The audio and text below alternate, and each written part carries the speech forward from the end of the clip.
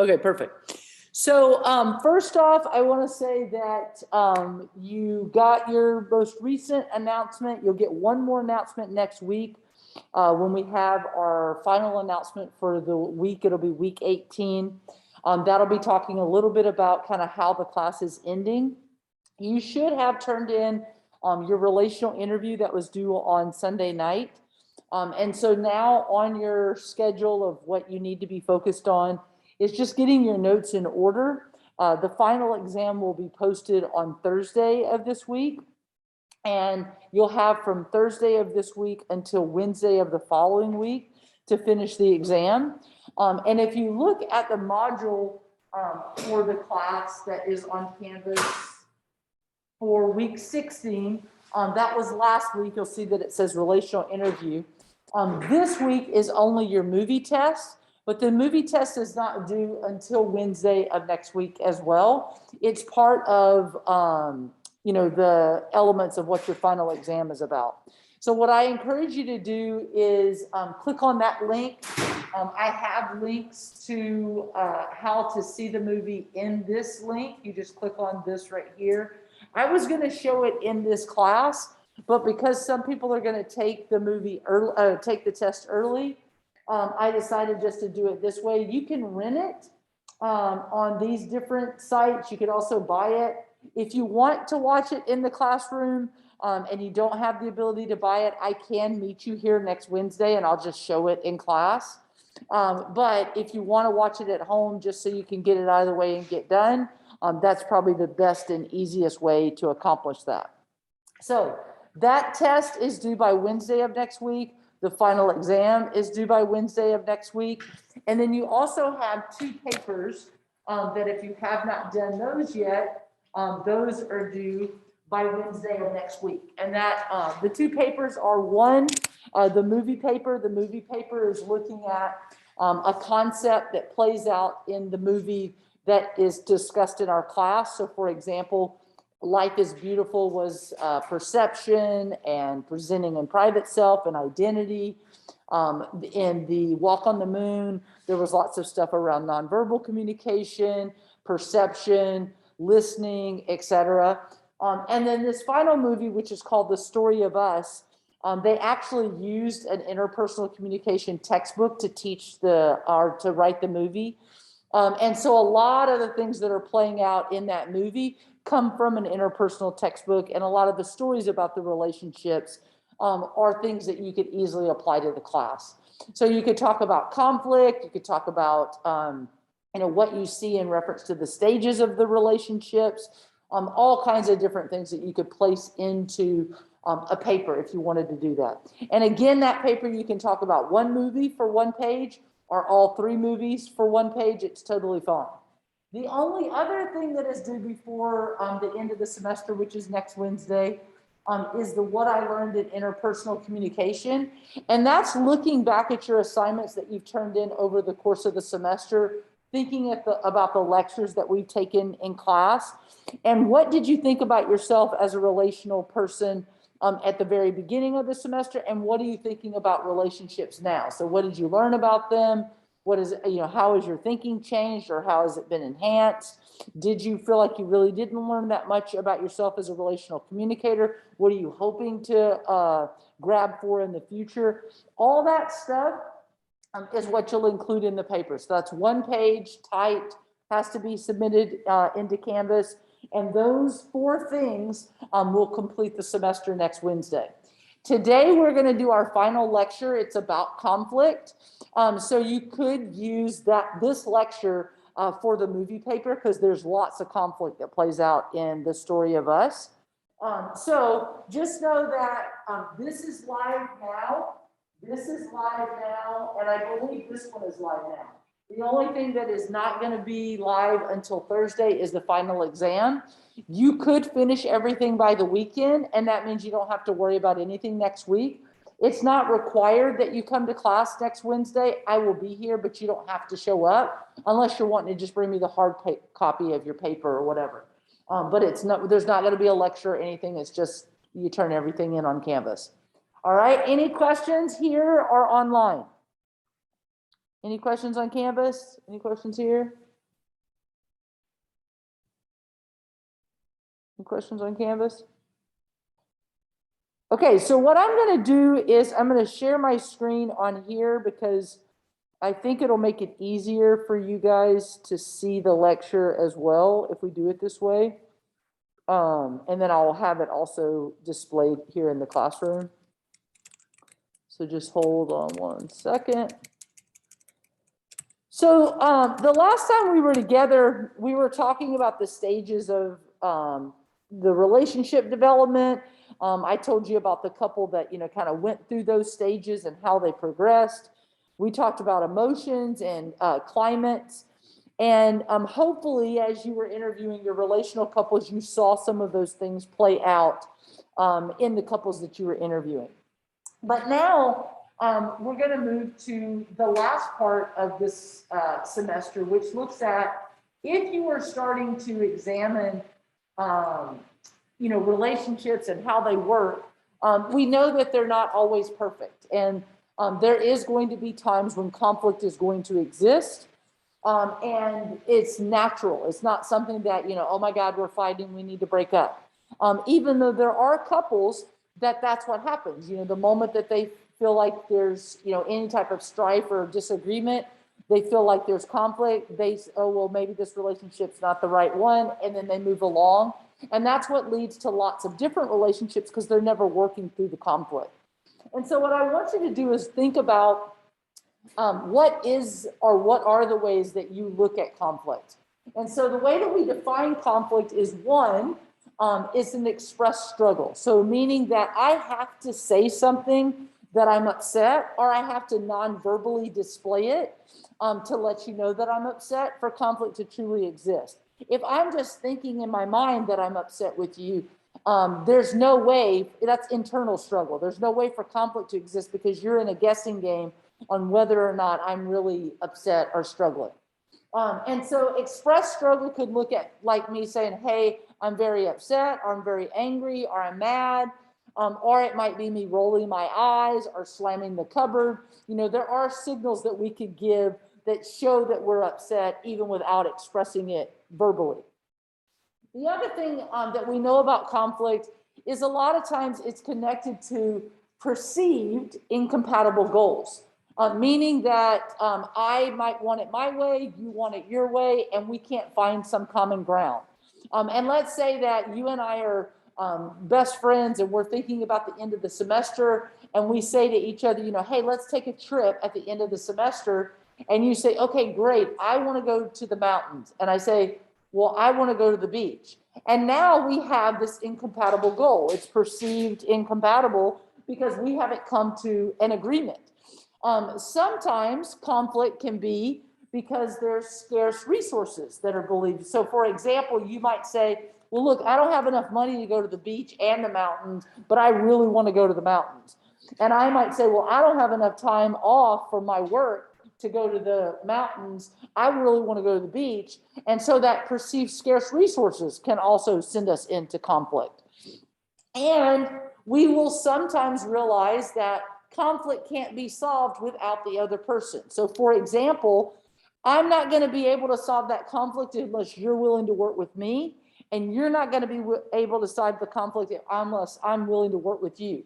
So for example, at the end of the movie, if Marty was like, hey, you cheated on me, it's over, I don't care about your microscope and that you're seeing it from my perspective, I'm done. There's no way to resolve that conflict. It's just going to end the relationship. So it is interdependent. You do need that other person willing to try to work with you. And sometimes we have that other person that's willing to work with us, and sometimes we don't. And finally, there is sometimes interference. So who was interference in A Walk on the Moon, in the conflict between Marty and Pearl? Who was interference?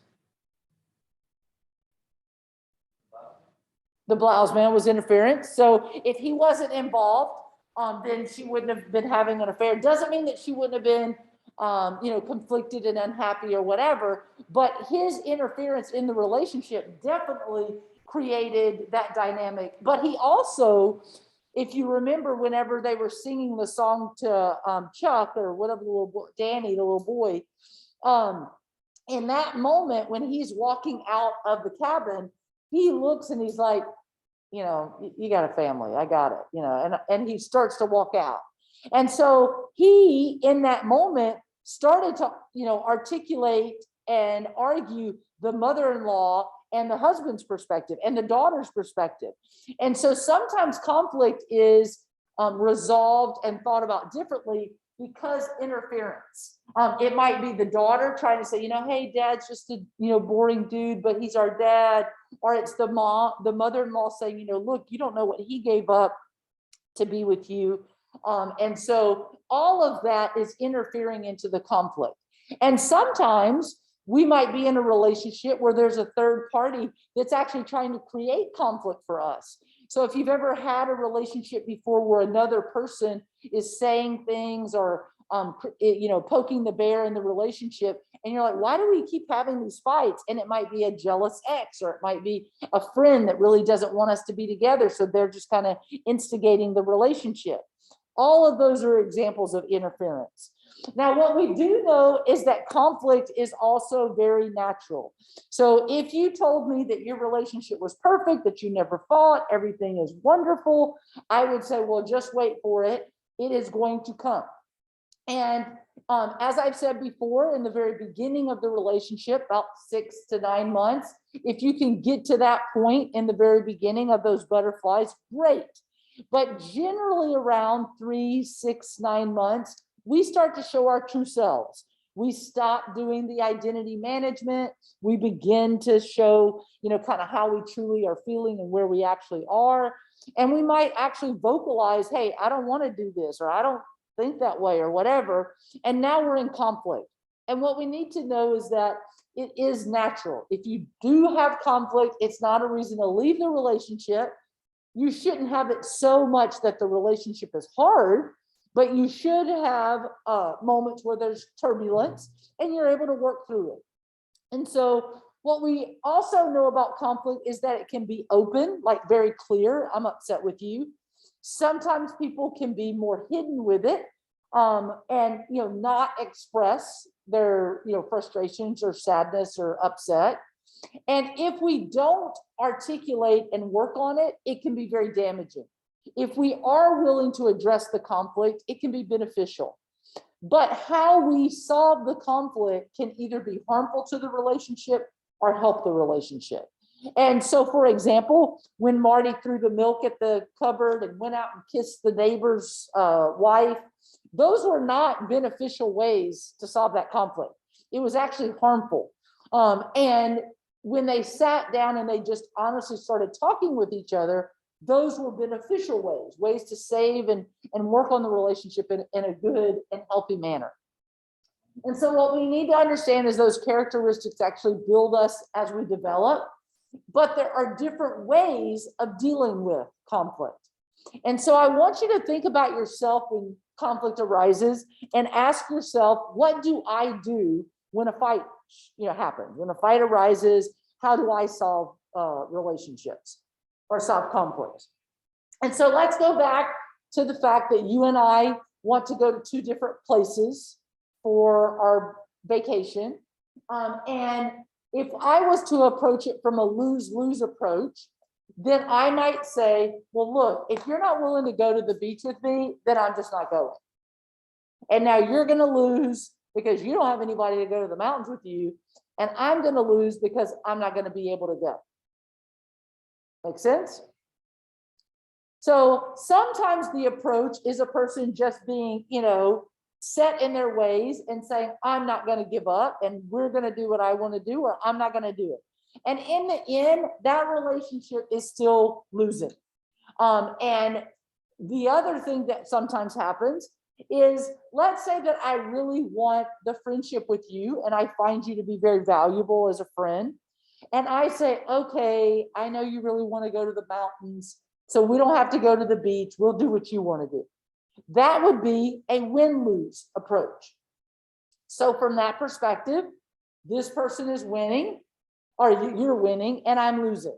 Now, in the end, the problem with that is that, yes, you're going to win and get to go to the mountains and do what you want to do, but how could you also lose in the end? What do you think? because you're getting But what you you're want. like miserable the whole time. Oh yeah, so I could come and just be a knot on the log and act like I don't want to be there, and just totally not be a positive player in the trip. The other thing that could happen is you could win, I could lose, and we're going. I just say, okay, I'll give in. We can go to the mountains, and I don't say anything. I act like I'm fine with it. But I resent you that you got to win and I didn't win anything.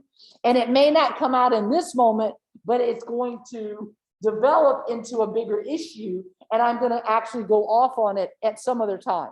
And so unfairly, I let you win, but I'm going to hold it against you. I'm going to, it's going to feed its ugly head at another conflict that may happen in the future. So what we should be shooting for is a win-win. And that means that we should be looking at it as, look, I know that you want to do something different than I want to do.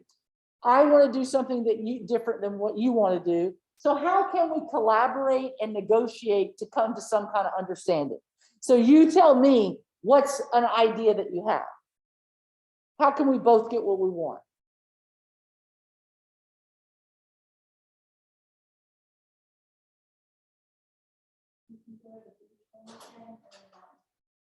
Okay, so we say, well, instead of going for a week, why don't we just go 2 different weekends, and one weekend we'll go to Pismo, and the other weekend we'll go up to Sequoia and hang out in the parks. Those are close enough. Let's just do that. Now, if we both agree to that, because we're both trying to, let's both get what we want, great. We could say, hey, let's go to Lake Tahoe because that's got the water and the mountains. Would that be okay with you? And then I got to decide, is that enough water for me, or am I really looking for the beach? We might say, hey, look, I'll let you win this trip and we'll go where you want to go. But the next trip that we take together, I get to pick where we go. And it may be Disneyland, it may be the beach, it may be wherever, back to the mountains, I don't know. But I'm going to get to pick since you picked this time. Those are all examples of collaboration. So it's not just, I'm going to take my toys and go home. It's not saying I'm going to win and you're going to lose. It's like, let's sit down and come up with a solution. And sometimes you can't, like the other person is like, well, that's still not good for me. That's still not good for me. And it may be getting to the point where you just say, okay, look, then I'm going to let you pick this time and then I'll get to pick the next time. Can you commit to that? And it is negotiating just to the point that you don't want to fight about it anymore.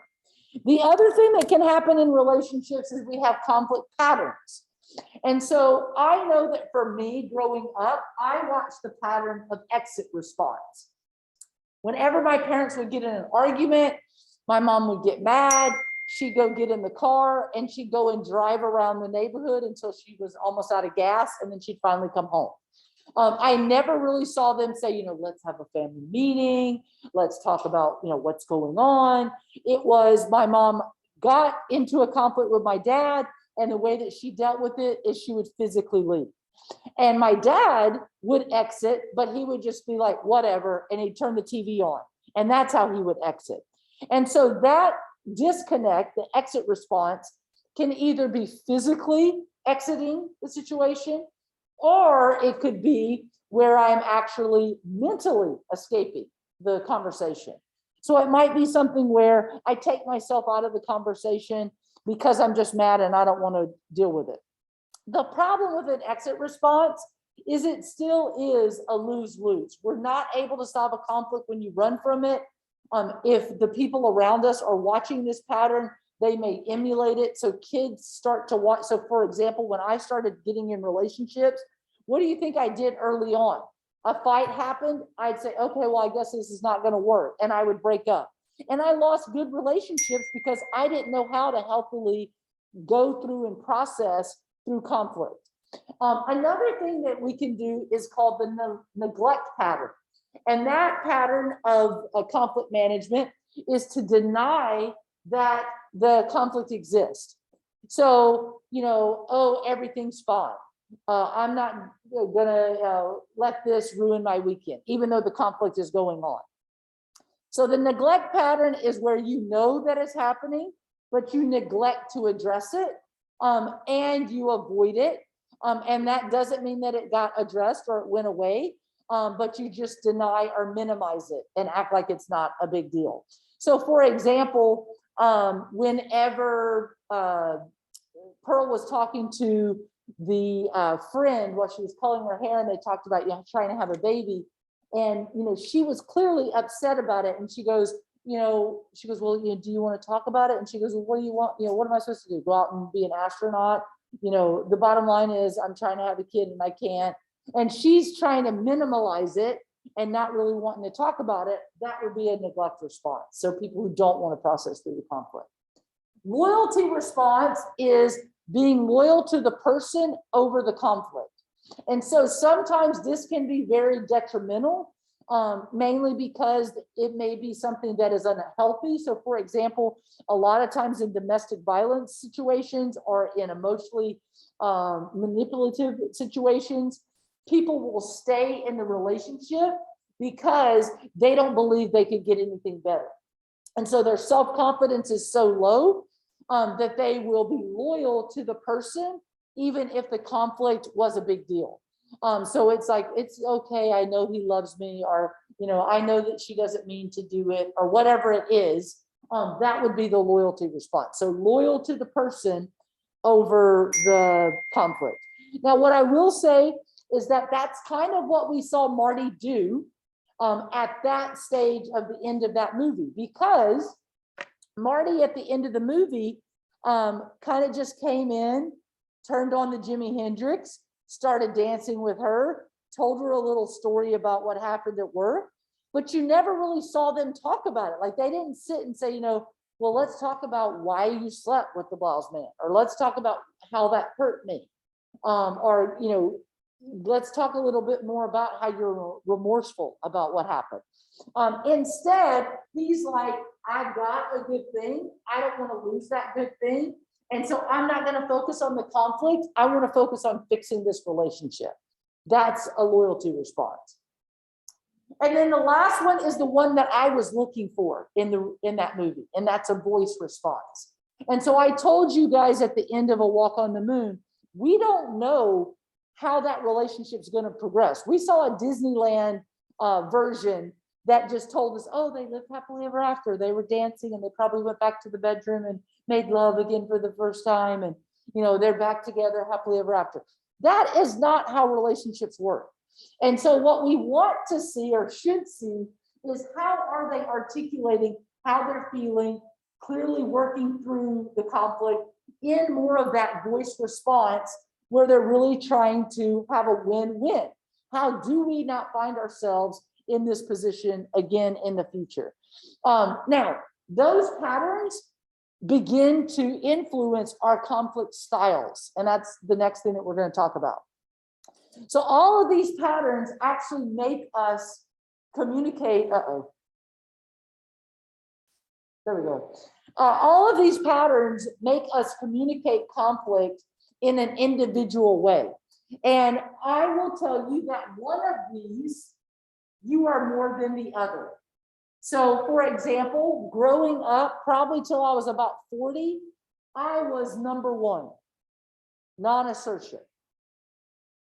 And non-assertion, based on those patterns that I talked about, which one would be non-assertion? If you go back to the patterns, which one's non-assertion? Exit response. Exactly. So if I watched exit response as a kid growing up, how my mom and dad would process conflict, then obviously when I go to solve conflict, I'm going to do the same thing. I'm going to exit and avoid it, which means I'm going to be non-assertive. I'm unwilling to talk about the conflict. So for example, something might be happening and bad, and another person might say, is everything okay? And I'm like, oh, good, it's fine, it's good. And I just neglect it, or I exit from it. And that is non-assertion. So for example, let's say I go out to have dinner one night and the waitress comes up, she takes my order, but 30 minutes goes by, I still don't have my drink, I don't have any bread, the food is still not there. And about 45 minutes, the manager comes by and says, hey, just checking in. how's everything going? Now, I've just gotten my food, the steak's cold, the baked potatoes cold. Still haven't had my salad. I'm still waiting on my drink. But then when the manager says, how's everything going? How's your meal tonight? What do I say if I'm non-assertive?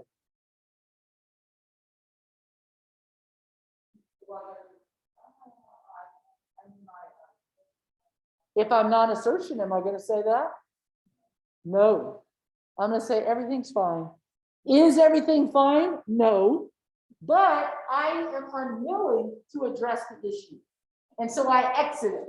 And now the sad part is that fair to the manager that I'm not being honest about what's going on? No, because he's got a problem on his hands. If he's got a staff member that's not really serving the way that they need to be, he's got to address that. And if I'm going to leave that restaurant and never come back again because of the poor service, is that a problem for him? Yes. And so it's not fair to do non-assertion. But people do it because they just don't want the conflict. They'll say, I'm not even going to worry about it. I don't want to fight about it. And so that's the person in the relationship that might say, whatever. But do they really mean whatever? No. They're still holding it in. They're still processing it. They're still letting it fester, and it will blow up at some point.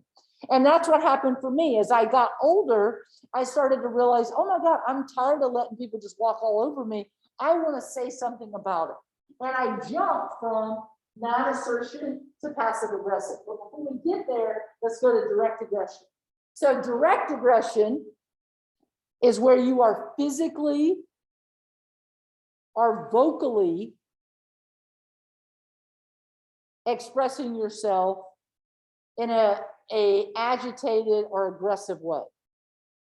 So for example, when he threw the milk bottle at the wall, direct aggression. When a person is physically abusive, direct aggression. If a person is saying things that are demeaning and emotionally manipulative, direct aggression. So it is an unhealthy way of dealing with conflict. It's either bullying physically or verbally. And sadly, in relationships, when that pattern has been established of loyalty, direct aggression becomes the conflict pattern. So direct aggression is physical and emotional aggression. Passive aggressive is, in a roundabout way, making an indirect statement about whatever you're upset about in a joking or sarcastic way. So for example, let's say that you and I have been dating for a while. We're going to a new movie that just came out. And while we're on our way to the movie, you say, look, we don't have a lot of time to get to the movies. So I was thinking we'd just run through McDonald's, so we don't have to worry about sitting down and, being late. And I have been thinking about, we're going out on a date. We're going to go sit somewhere and have dinner together. And then we're going to go to movies. And so when you say that, I say, oh, am I going to get to supersize my meal when we get to McDonald's? So my passive aggressive way of letting you know I'm not okay with it is to say something sarcastic about what you're suggesting. Instead of just saying, oh, well, I've kind of looked forward to all day going out and having dinner and sitting down and talking. Can we do that instead? I make a passive aggressive comment. And so, like I said, I went from not saying anything to I wanted to say it passive aggressively because I would try to laugh it off. If I was upset about something, I would do a passive aggressive jab, which is not fair because you're essentially attacking the other person who's really just trying, and I'm going to belittle them and be sarcastic, and that's going to create more problems as well. Another thing is indirect communication. So that's non-verbally, subtly letting the person know that you're upset about something without actually saying it. Or it might be when the person picks me up, I say, I've been thinking about this date all day long. And what I mean by that is going out to dinner and, breaking bread and having a good evening. But I don't just come out and say that. I want you to do the guesswork of where I'd like to go, what I'd like to do, what that date would look like. That's indirect. So indirect and passive aggressive are different because passive aggressive is more of a sarcasm. Indirect is kind of a roundabout way of saying something, and you're just supposed to be like a code decipher to try to make sense of what's being said. But in my 40s, I realized, oh my God, the easiest way to just talk about conflict is just to address it. Stop being childish and passive aggressive. Stop being stupid and acting like it doesn't matter what it really does to you. You actually need to just be assertive and clear about what you want or need. And then if they can't meet that, how are you guys going to, deal with the ramifications or the reality of that? And so assertiveness is just clearly saying what you're upset about, what you need, addressing the issue. So for example, the manager comes to the table. I could say, well, actually, I just got my meal. I've been here for about 45 minutes and the food is not warm. I still haven't gotten my drink. I really love coming here, but I'm not having a good experience. That's being truthful and honest and assertive. And it feels uncomfortable because especially if you're not used to addressing conflict, that person's like, oh, it's fine, but it's not really fine. And so we want to shoot for more assertive, more voice responses, and more win-win situations. More assertive, more voice responses, and more win-win collaboration. All right? Okay, so, and how do we do that? If we look at conflict, we should adopt the attitude that I'll do whatever it takes to rebuild this relationship. I am willing to, if it takes talking about it forever, if I need to let go of my ego and my pride, I'm going to do whatever it takes. Now, that doesn't mean, I'm willing to get beat up to save this relationship. I'm willing to let you talk to me however you want to save this relationship. But you saw Marty at the end of the movie say, I felt like I got the one thing right, which is my family and you. And she's not abusive. She did cheat on him, but he's trying to put that out of his mind and say, let's try to save this relationship. He's going to do whatever it takes to save the relationship. And so I hope that what you'll think about is, how can I adopt the attitude that I want this relationship to work, and I'm going to do the work to make it work? On top of that, I want you to think about that it's totally normal to have those ups and downs.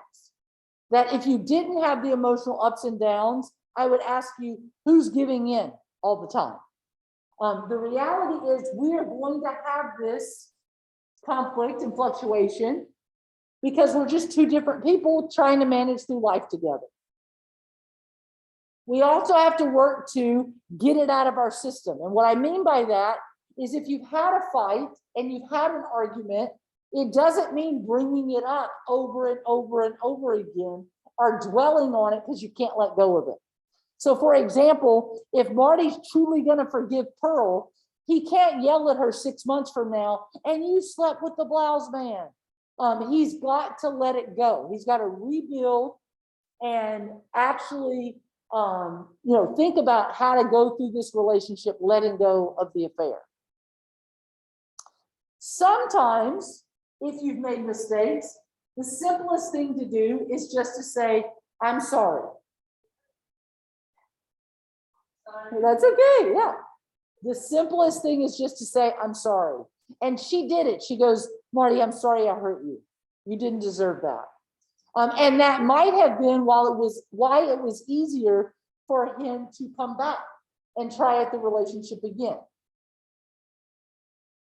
And the last thing is to remind yourself, there are sometimes third-party interferences that are playing into the conflict. So ask yourself, why are we continuing to have this argument? Why are we continuing to have this conflict? And sometimes there is something that is playing into the relationship that you may not be examining, like a jealous ex, like a friend that doesn't want your partner to be with someone because they want a buddy to hang out with, like a in-law that doesn't care for the relationship. Ask yourself after examining yourself, after examining the other person, then look at the outside components that might be playing into it. So a lot of times students will say to me towards the end of the semester, I'm really having trouble in my relationship. I don't know if we're going to work out. And I'll always say at this time of the school year, do you realize how much stress you're under right now? You got the holidays, you got financial obligations, you got school, you got finals, you got whatever's going on with your family. This is not the time to be examining whether or not the relationship is the best thing. Because what may be going on is everything that's going on around that relationship. And you don't have the ability to really look at it in a non-biased way because of your stress. You're just looking at a way to kind of, oh my God, I got to let go of something. And it may be letting go of the one thing that you really care about. So be careful about letting the other influences control the conflict for yourself. And then finally, thinking about how to solve conflict. And you should have some type of conflict model that you use. And we're going to talk about two different ones. And, I don't know how you solve conflict. You may just say, well, when conflict happens, I hate you too. And then you just kind of, let it go and you come back together. But that's not really the best way, because you're going to end up being in that conflict again if you're not addressing it in a systematic way. And so one of the things I love about this approach is if conflict happens, and we know that when conflict happens, we're going to sit down and talk about it in this way, then we get to a situation where we know that we have like a process. It is a way to manage the conflict. And the clear message format is simply just describing the behavior, giving your interpretation of that behavior, talking about how it makes you feel, all those things that we've talked about all semester long about when you're communicating is trying to put everything on the table. And so what I want to see happen is for you to think about, is it easier for me to address it with the person and say what I'm feeling and articulate this and then hear back from them how they feel? Or is it easier for me to do the pillow method, which we've talked about this semester, where I kind of go through and make excuses for them and try to understand what's going on?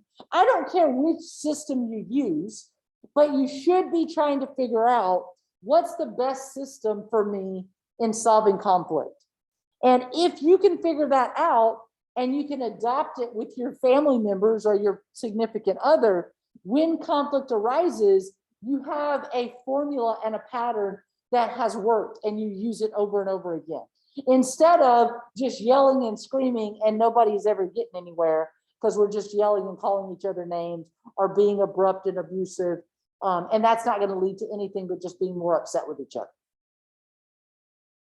So one option is the clear message format. I'll let you copy that down. And again, it's just addressing the issue head on with the other person. Some people like the pillow method because they try to see it from the other person's perspective without having to address it with the other person. But if you can't get through the conflict by just doing the pillow method, you're gonna have to have a live conversation with the other person that the conflict is happening with. And that means you gotta address it.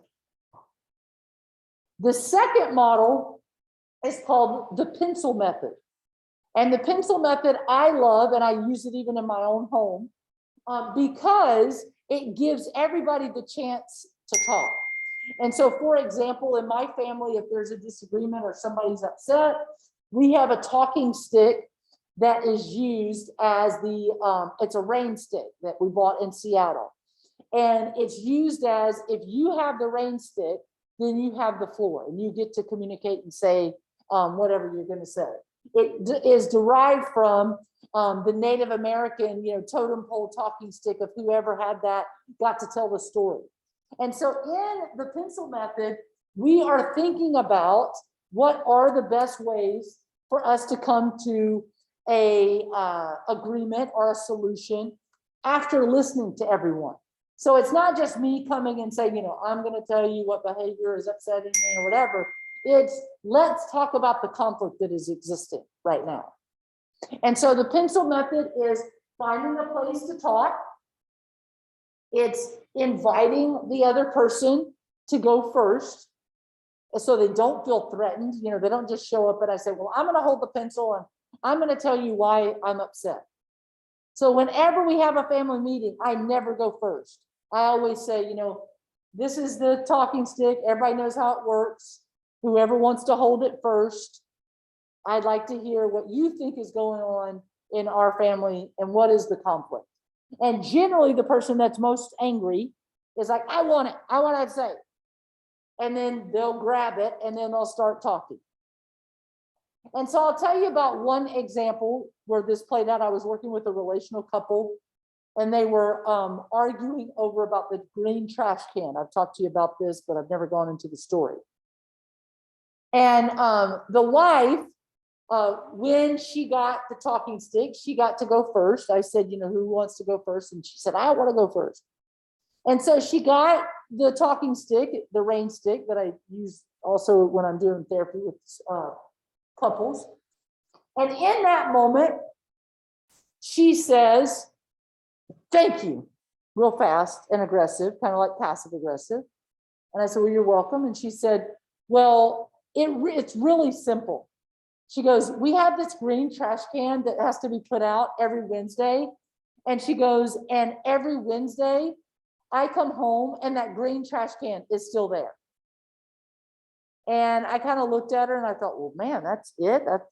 She's really just upset about the green trash can. And so I looked at her husband and I said, well, are you want to be done at this moment? And she said, yes. She goes, that is, what is making me the most angry is that green trash can. And so the husband, he goes, do I get the stick? And I said, no, you have to paraphrase back to her what is it that she's saying, like articulate back to her what she's saying.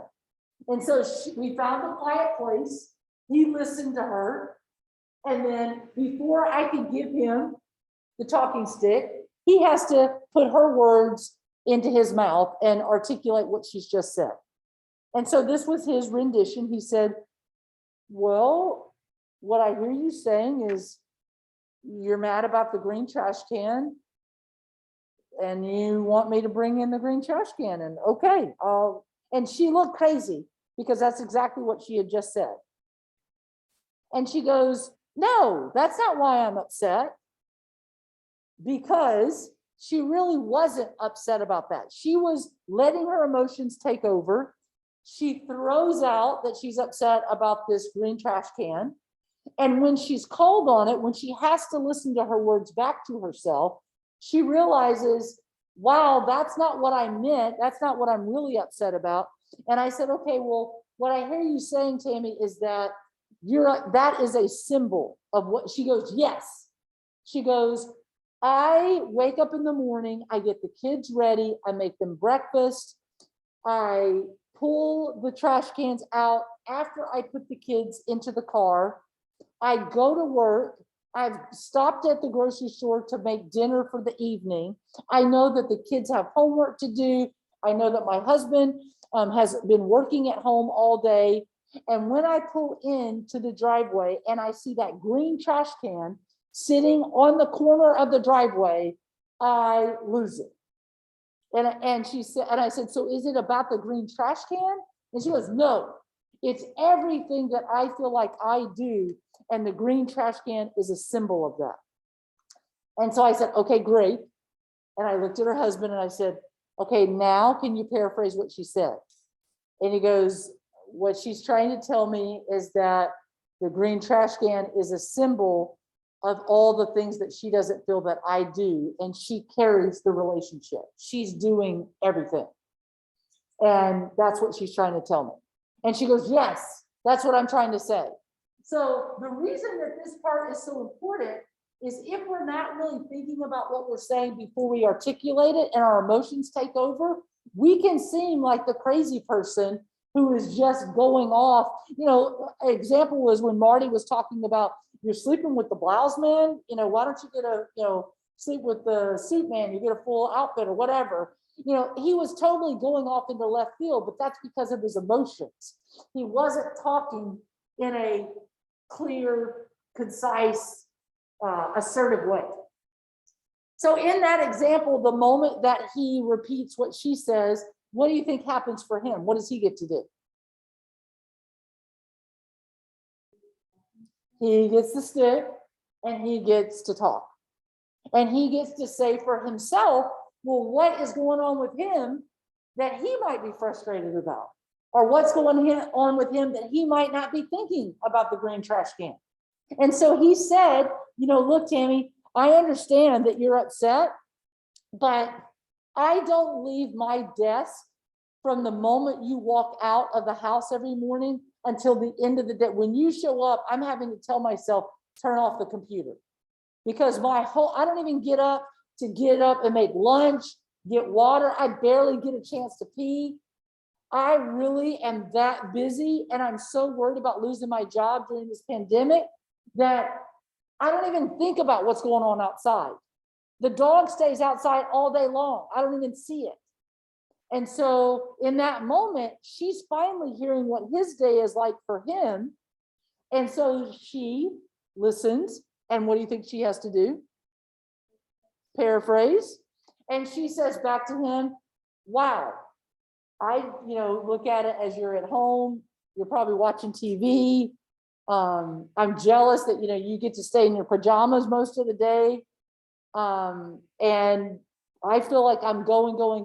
And I don't know what it's like for you to be at home, working from home all day. And, I understand that you're overwhelmed and you have a lot going on, and we both are. And maybe we just need to come to some kind of agreement that by the end of the evening, you could bring in the can. Well, she's already jumping to the compromise. She's moving to what the solution might be. And what I think is best is to not say the solution, but to write it down. Because I have worked with couples enough to know that if a partner that they're fighting with says a solution, more often than not, the partner that is mad will say, I don't like that idea. But if I have them write it down, more often than not, what do you think happens?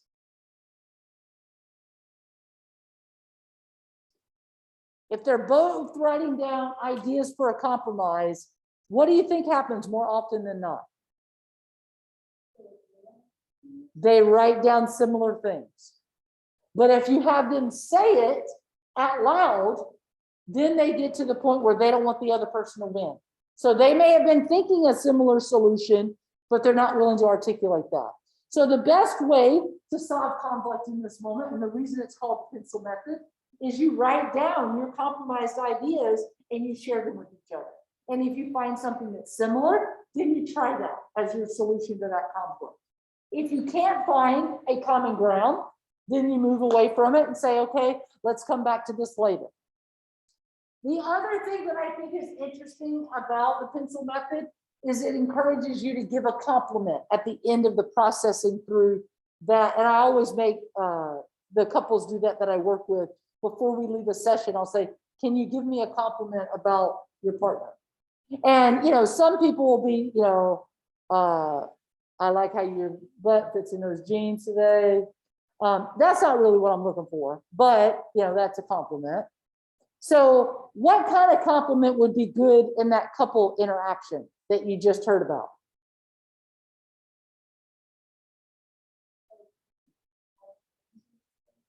Exactly. I have a deeper appreciation for the stress that you're under at work. Thank you for doing that for our family. I appreciate that you're doing all these things to take care of our family. It could just be about how you process the conflict. I really appreciate that you listened to me today. Thank you for listening. Complimenting is going to make them more willing to come back to some type of systematic approach to solving conflict in the future. And so if I want to improve conflict, I got to focus on the system. I need to pay attention to the time and place that this conflict is developing. Is it the end of the semester? Is it midnight after we're tired? Have we been drinking? You know, what's going on that's making this conflict arise? I should be aiming for a win-win. And I need to honor and respect myself, the other person, and the relationship. And that's not calling the other person a bitch or a dick or whatever nasty words that we can say about each other.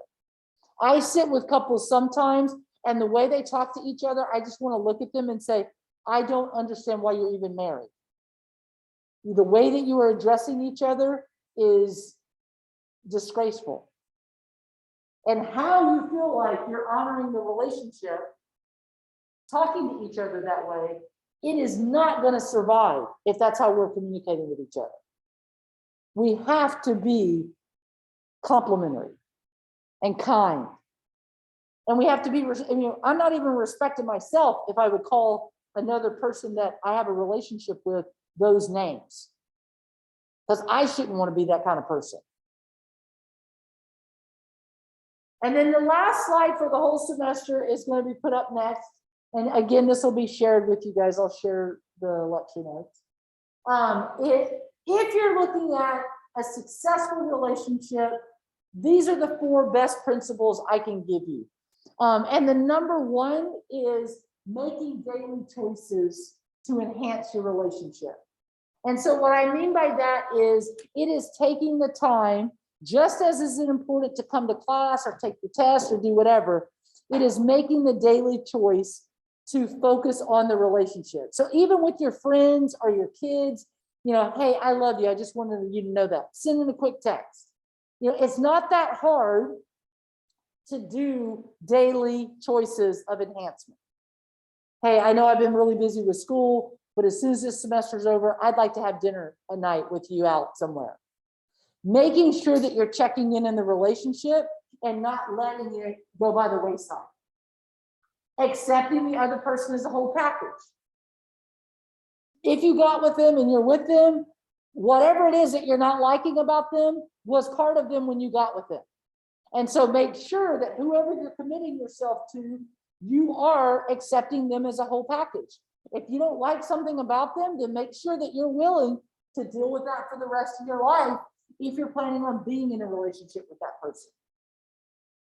Overlook the small frustrations and irritations. Let go of the green trash can. Doesn't mean you have to put up with him not pulling his weight, but how hard is it to just pull the trash can in? If that's the issue, then do that. If the bigger issue is feeling like you're doing everything, then address that. Don't make it about this small little thing that makes you look nuts. And I already talked about this one, making sure that you show love to the person that you're with and the relationship that you're in, etc. Okay, so last point. You have 3 things that are due by Wednesday of next week. You do not have to show up to this classroom on Wednesday. The only thing that you have to do is make sure that by Thursday, you're opening the final exam test. You're taking it by Wednesday of next week. On Wednesday, you are also, of next week, you are also owing me your What I Learned paper, which is a 1-page paper. At least, I would say, 3 to 4, maybe 5 paragraphs long, making sure that you hit that full page. Your movie paper, which is looking at the movie that are movies that we've watched in class and talking about a concept that you saw play out. And then the last thing is the movie test.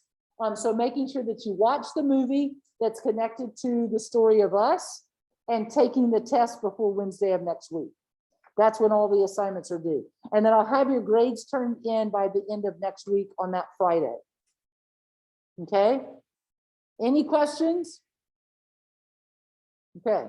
If I don't see you again, it was very nice to meet all of you. If you take more than one communication class, so if you take public speaking, small group, or whatever, you can get a communication certificate. I'm going to send out some information about that. It's a certificate that you can get even before you graduate. But a lot of students, if they fall in love with the comm class, they want to take another one. I will give you a list of some that you can take if you're interested in more comm classes in the future. Okay. All right. Go have a good day. All right. Any questions? I was just gonna ask if you could post the last slideshow, the PowerPoint, and this one onto Canvas. Yes, I'm going to share all of those. That'll be shared. I'm going to share them all together with this video tonight. Okay, thank you so much. Have a You're great welcome. week. Yeah, you too. Bye-bye.